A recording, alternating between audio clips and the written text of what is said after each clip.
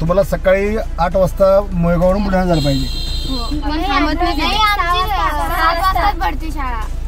DC madam, आपल्याला मोताळ्यावरून सकाळी 6:30ला मोयगावला पोहोचेल अशी बस पाहिजे. मोयगाव to Buldhana.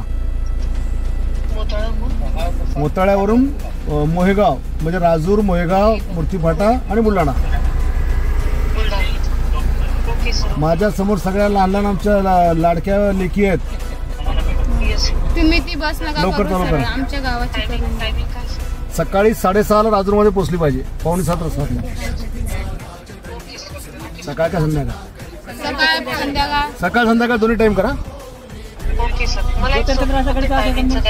Me text message करतो तुम्हाला.